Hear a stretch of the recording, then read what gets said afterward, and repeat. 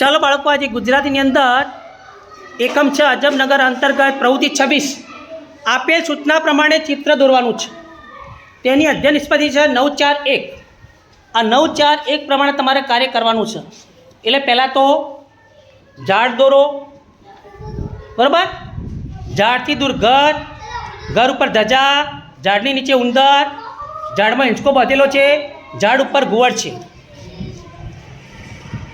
તમને જેવું આવડે એવું પ્રથમ તમે ઝાડ દોરો. દરેકને હું ચોપડીમાં ધ્યાન કરું છું, બરાબર. ચલો, જેવું આવડે એવું દોરો.